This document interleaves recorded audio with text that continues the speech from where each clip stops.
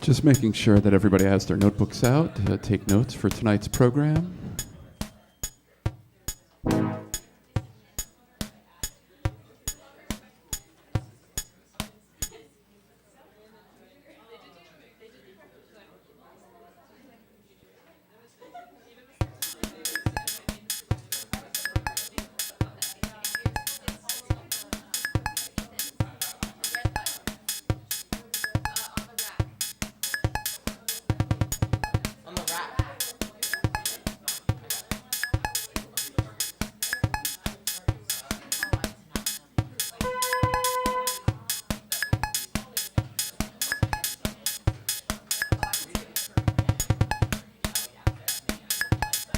How's everybody doing tonight? Are you ready? This is our first live at B1. Live at The Bone. B1. B. Old New Engineering. Welcome. Get excited. This is the first time you've ever seen humor before.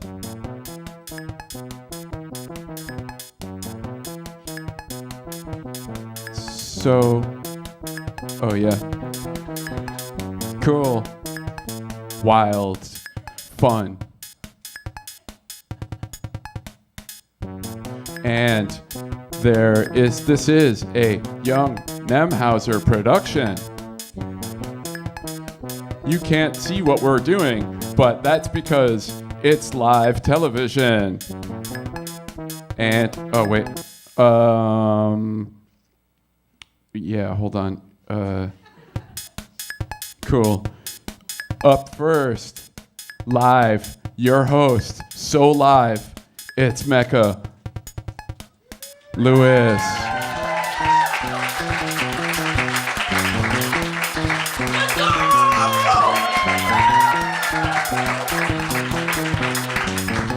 Hello.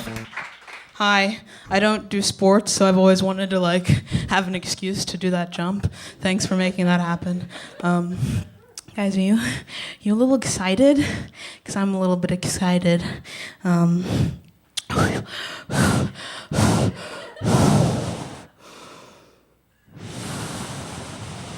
Yo, big if true, I hear that it's Gabe's last comedy show at Hampshire, ever, which is a win-win, because that means that we never have to hear Gabe tell another joke, but also that he walks away with a diploma before we lose accreditation.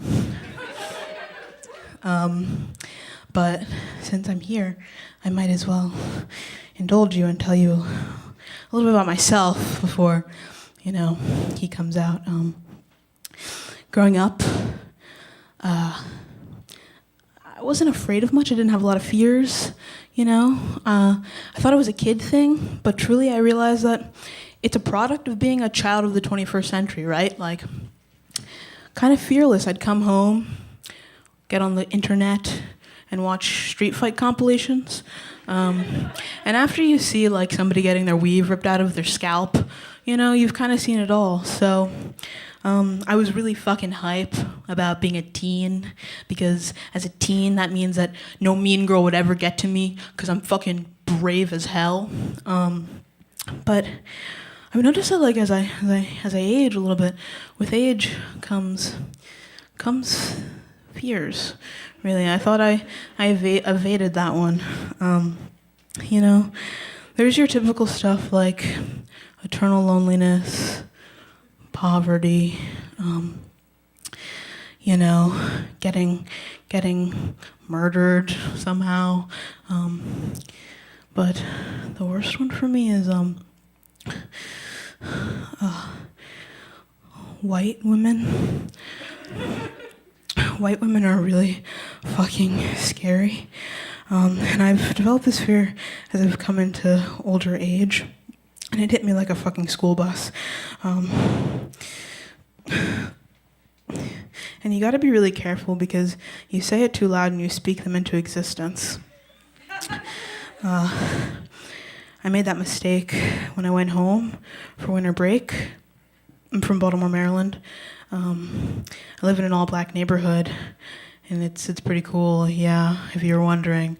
But, being away for only a year does a lot. I came back, standing outside, chillin', see some black people, enjoy that.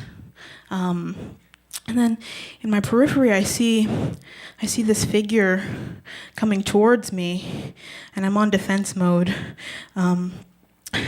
because there's this thing like swinging, and it's a ponytail, and this person who's coming towards me, it was one of them.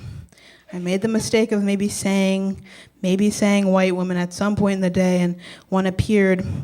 Yoga mat under arm, green substance in a cup in one hand, and scariest of all, like Apple Watch on the wrist, which means that they got money and power. Okay, that is the scariest kind.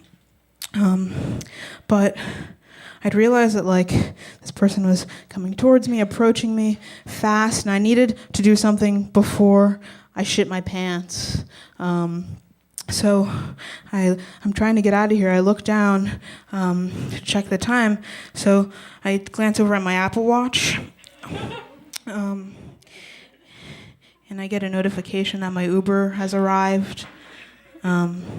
So I screw the lid back on my kombucha bottle, and I take a little ride over to my favorite record store, coffee shop hybrid, get an activated charcoal latte if I'm feeling it.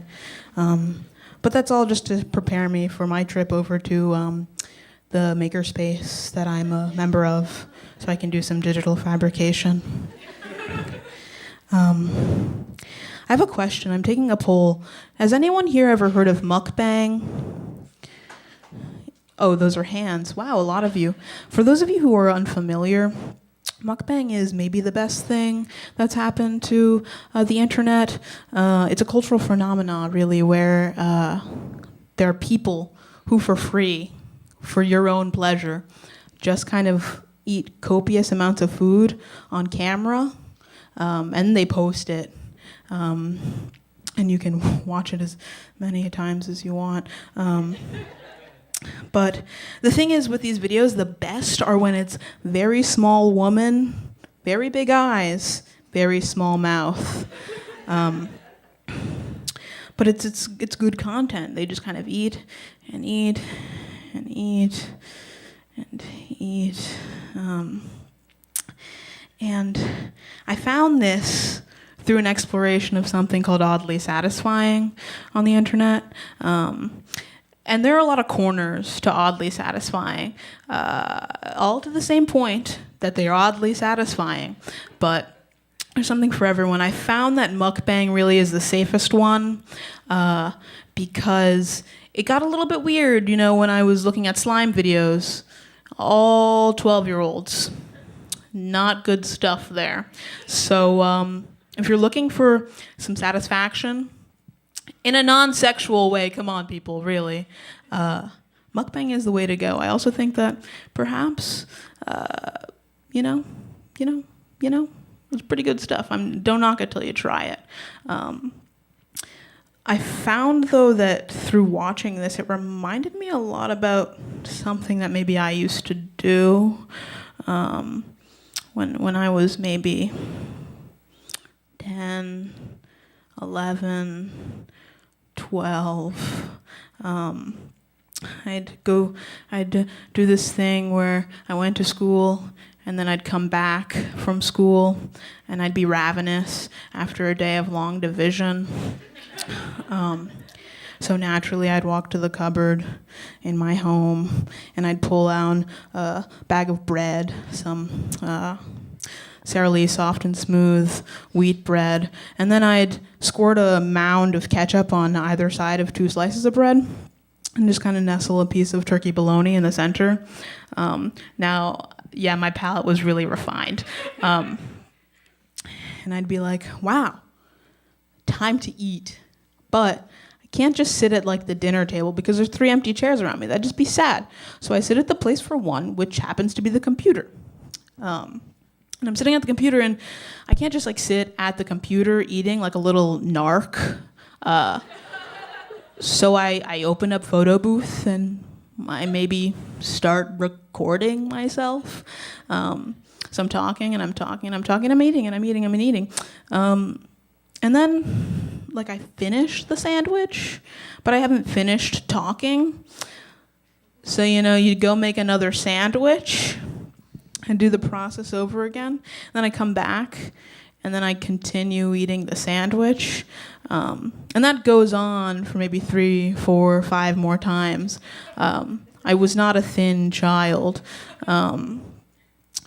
But I say this not to tell you that maybe I had something to do with the creation of mukbang or something like that. No, I'm simply saying that I think that you should give credit where credit is due, Art is labor. Labor is pain. Pay artists for their work and their time. Support your local economy even, perhaps, by supporting your local artists. I don't know, from a young age, I realized that I had the desire to be an artist. And I heard that they say, the worst thing that you can do for Artist Blog is to not make anything at all. So still to this day, I'm making sandwiches. But I think it's time, though, for us to maybe celebrate a little bit, because our dear friend, do you guys know who's coming in a minute? Maybe I think we should just start clapping, because I think I just remembered it's Gabe Sklan.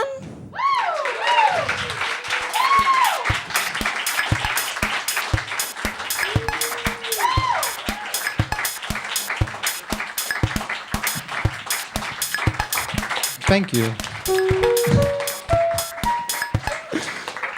Thanks. So this is it. This is my last show at Hampshire. I'm graduating. I did it. And it's a good thing. It almost didn't happen. It almost didn't happen. And I had a meeting with my advisor a little bit ago, and he was like, Gabe, you have not done enough. I thought we set reasonable expectations for you, but you just have not done anything. If you want to pass Div 3, I'm going to need to see some dedication from you. Can you do that? I said, yeah, of course. And he said, good. I'm glad that's over with. Now, do you think you could drive me to the mall? And I said, yeah, because I wanted to show that I was dedicated. And it turns out the reason he needed to be driven to the mall was that the day before, he'd lost his car in the parking lot. How did he get home? I've done a lot of things at Hampshire College. I smoked a lot of weed. That's true. These are my people. The first time I ever smoked weed was at a music festival.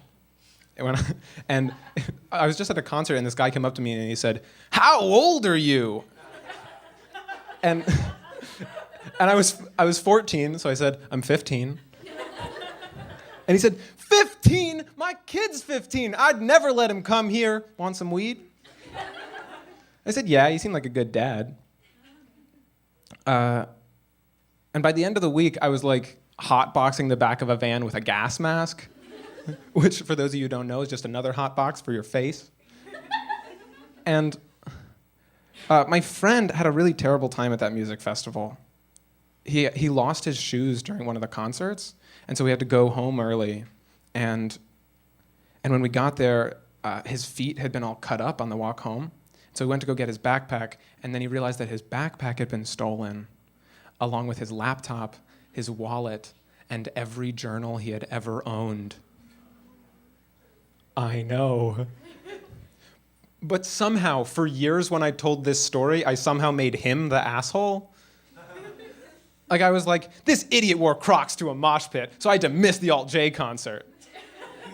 And if I'd known he was going to keep me up crying all night, I never would have stolen his backpack. Typical Gemini. I'm a Gemini. I once had a teacher ask me my sign during class. I told them I'm a Gemini, and they said, "That's weird. I usually like Geminis." But most of you probably already know this, but I was raised Jewish. And my parents used to take me to this like really progressive LGBT service, right? But nobody told me. I was a kid, so nobody took me aside and said, "Hey, Gabe, just so you know, everyone here is gay." And so I just had to like slowly figure it out. I was like, "Oh, Bruce and Jason aren't just roommates. And Pat and Terry have 2 kids, so they're probably not just friends at this point." And eventually I found myself wondering, like, are my mom and dad gay? And of course they're not. My parents aren't gay, they're bisexual. I teach Hebrew school now. But the kids are like too smart for me. Like, I was trying to tell them about Adam and Eve, and one of the kids raises his hand and he says, "Aren't Adam and Eve homophobic?" And before I can say anything, this girl, Hermione, whose name says more about her than I ever could, she chimes in. She says, "No, Adam and Eve were monkeys. Monkeys can't be homophobic." Another time I was trying to tell them that in Judaism, God doesn't have a gender. So I was saying, God is not a man, God is not a woman, and Hermione just says, "Oh, God's a dog."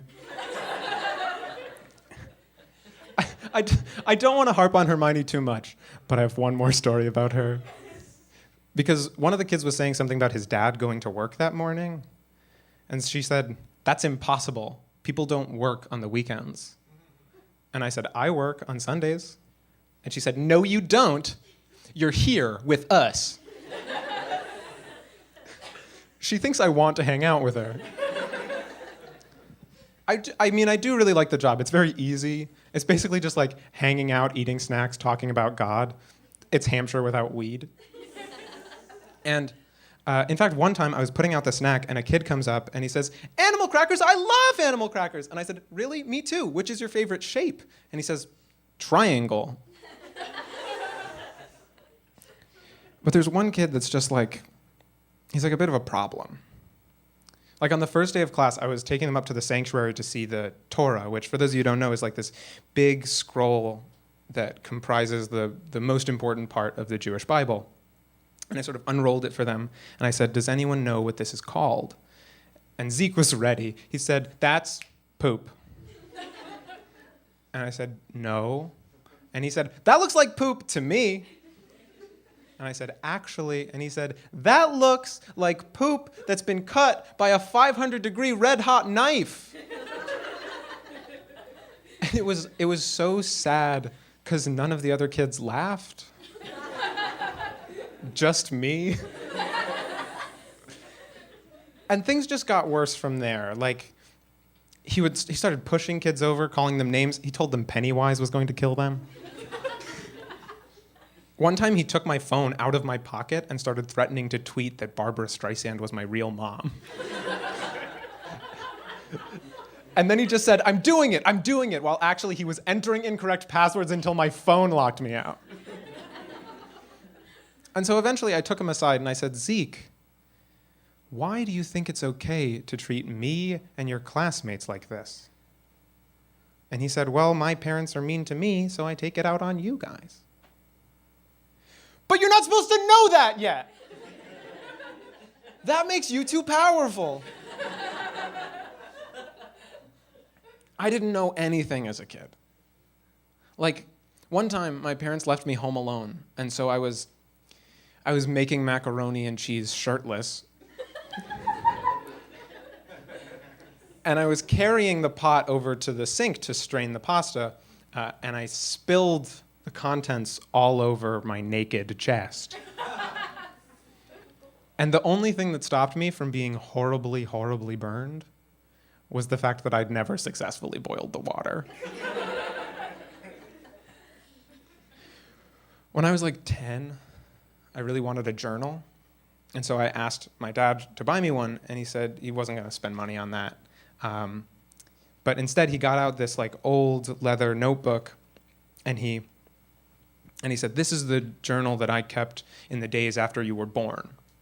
I don't really know what compelled me to do this. I didn't really do it with either of your siblings, but yeah, I never filled it up, so you can use it." And I took it back to my room, and I was like flipping through the pages, and I was looking at all these entries that, started "Dear Gabriel." And I got to the end of his journal, where my journal was supposedly going to begin.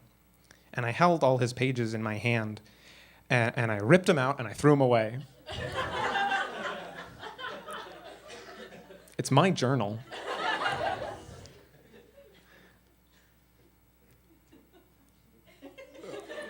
I'm just trying to remember what I was going to say next. Yeah, my dad and I have a pretty weird relationship. Like, when I was in high school, we were both pretty depressed. And so one day we're just both like laying around, and my dad says he needs to do something to get us out of the house. And so he says, "Hey, let's go see a movie." And I say, "Fine." And at that point, we lived on the 9th floor, and so we had to take the elevator down. And so we called the elevator, got in, and then my dad spit on the floor. And that's the end of the story.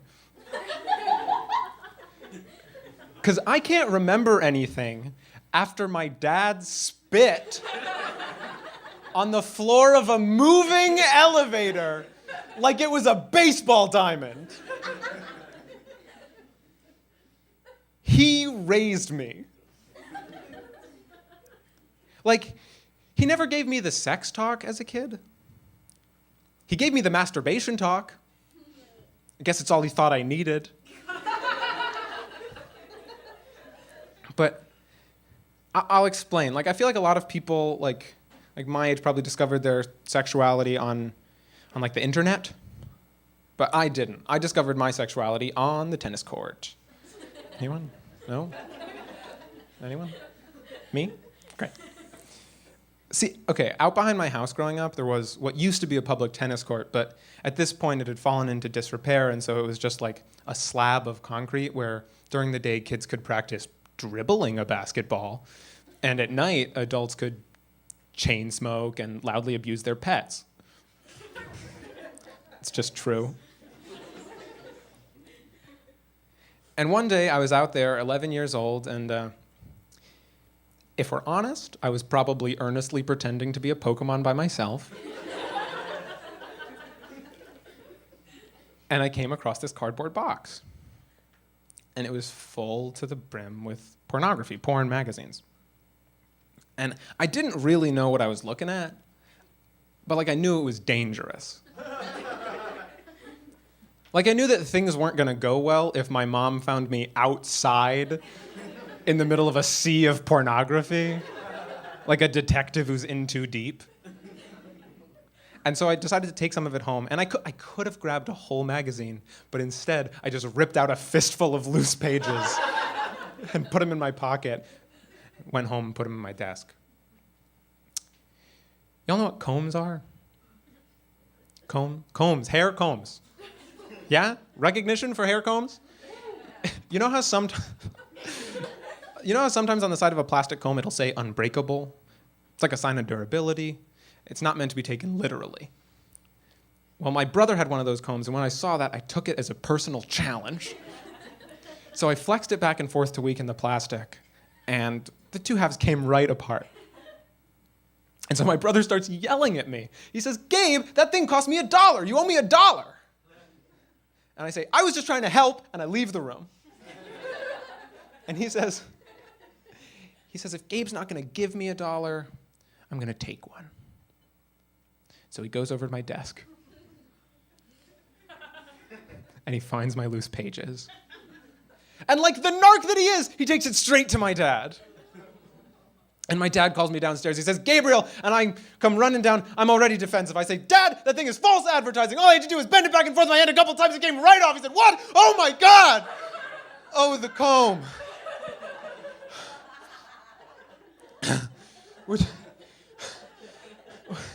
Would you sit down, please? And he gestures over to our denim couch. And I only mention that it's a denim couch because I think that any conversation with your father is made worse by his pants blending seamlessly into the background. And he says, Gabe, I want you to know that this isn't something to be ashamed of. This is normal. People look at porn, people touch themselves, and that's normal. And if I was smarter, I probably would have said something like, if this isn't something to be ashamed of, then why are you taking it away from me? But what I actually said was, where do they touch themselves? Because frankly, I am sick of guessing. Yeah, I was a pretty stupid kid. And it was made worse by the fact that my mom worked at my elementary school. So if I got a bad grade on a test, my teachers would tell her, and she'd pull me out of lunch just to reprimand me. It was humiliating. And so one day I was taking this test, and I just didn't know any of the answers. And so as a last resort, I wrote at the bottom of the page, please don't tell my mom. But that just looked weak. So then I added, or else.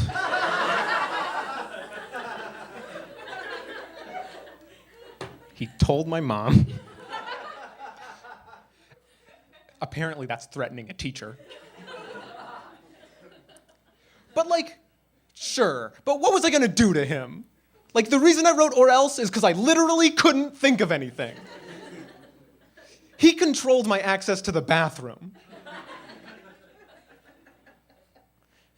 My mom also worked at my summer camp. She was an art teacher there, and she was known to the kids by this nickname, Crafty. And for some reason, nobody clocked that as anti-Semitic. I like that joke.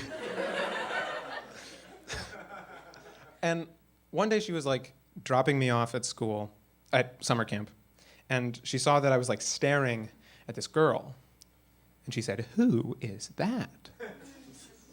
And I said, that's Maggie, my arch enemy. Because that's something kids have. And I remember this person, and I remember that we, at one point, were friends. Because we used to play pretend, me, her, and our friend Jason, right? And we all loved playing villains. And so Jason would be the Joker, and Maggie would be Harley Quinn, and I would be Pockets, a fan-made character, who mostly just watched. And things just got worse from there. When we played soccer, she used to kick the ball straight at my head. And not because she wanted to hit me, but because she knew that it'd get out of the way. And I would get revenge. I would cheat at Texas Hold'em, which was super easy because none of us knew the rules. And then one day at the end of camp, the last day, she walks up to me with a can of Coke in her hands, and I flinch because I think she's going to shake it and spray it at me. But instead, she just holds it out, and she says, I want you to be my first kiss. And I say, no. I hate you. And she says, but I thought that if you picked on someone, it meant that you liked them. And I said, yeah, or the opposite. Last summer, I went skinny dipping for the first time. Me and my girlfriend found this cool, secluded stream where we felt we had enough privacy. And we were there for 20 minutes when we just hear someone in the distance go, oh!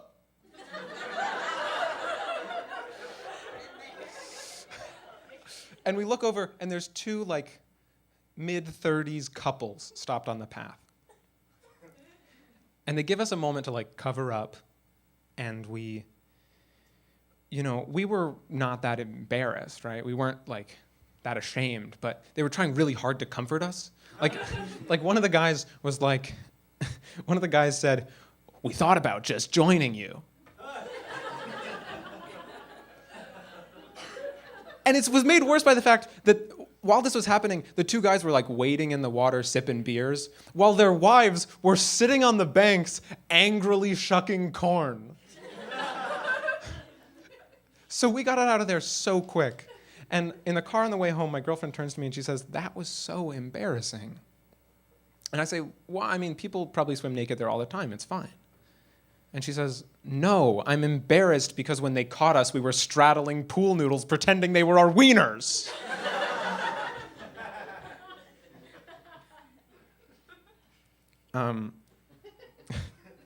When I was in high school, I was in study hall, and the teacher broke the silence by saying, "Gabe, do you like policemen? Like the uniform? Like as a costume?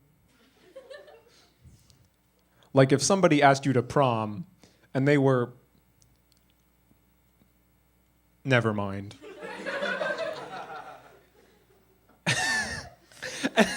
That's the end of the story.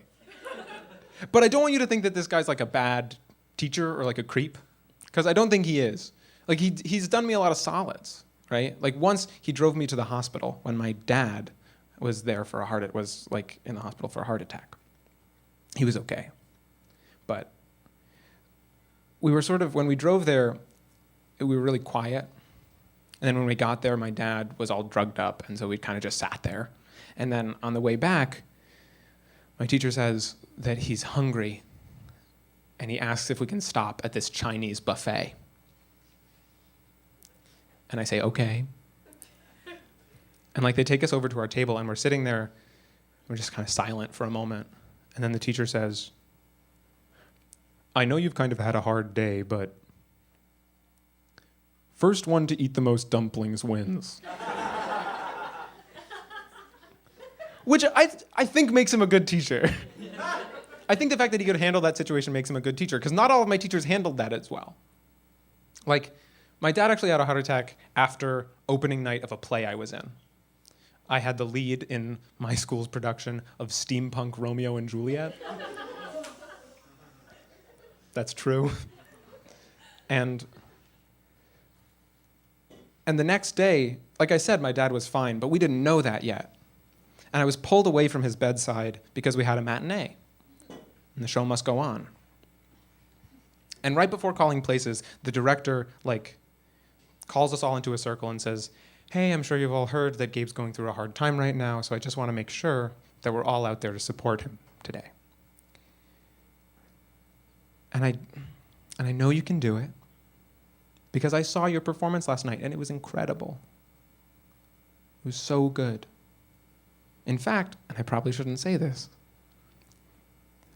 but the show last night was so good that it stopped Gabe's dad's heart." Which is a great joke with terrible timing. And it just goes to show that she had no idea how to handle tragedy. I mean, she made Romeo and Juliet steampunk. I'm serious though. I think a lot of people don't really know how to handle grief. Last year, my good friend Mayer died. And I was at a memorial service for him, and our friend was giving a eulogy, and he got to this point where he was getting really choked up. He didn't really know what to say next. And then out of the silence, a baby starts crying. And then I just hear someone behind me go, "Same." But it's not like I'm just criticizing other people. It's not just other people. It's me also. Like when I was in 5th grade, my dog Shadow died. And ever since then, she's been in an urn on my parents' mantelpiece. And recently when I was home, I was looking at that and I was like, this is weird. This is creepy. Why did we cremate the dog? What's going on? And so I asked my mom, and she said, Gabe, you begged us to cremate her. How did I forget that my first impulse when my childhood pet died was burn her? Please. I want to thank you all for being here and showing up because I like doing stand-up comedy. It means a lot to me. I don't think I'm a very naturally funny person, though. Like, okay, I'll give you an example. I went to the beach, and when I got out of the water, the sand was sticking to my feet. It's probably a pretty common experience, but this particular beach had very coarse and very colorful sand. And so I noticed that my foot kind of looked like an everything bagel. And so I turned to my friend and I say, my foot! I have an everything foot. It's not a great joke. It's what I said. And as I said that, someone who I had never spoken to before and would never speak to again walked by and said, first time at the beach, huh? All right, that's it. That's the whole show. Thank you. I have to thank so many people. Max Nemhauser, Neil Young, Dutch Clark, Ethan Crane, Lena Abraham, so many more. Thank you all so much. Can I get that mic stand back?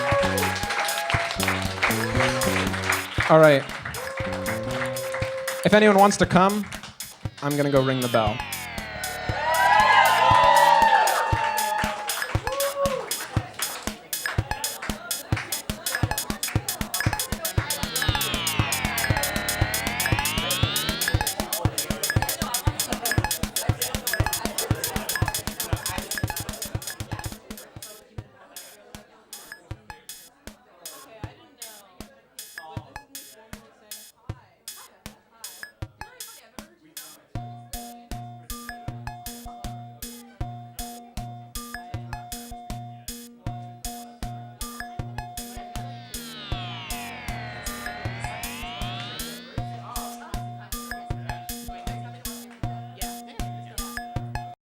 How did you know that was it? The Hampshire movies. There we go.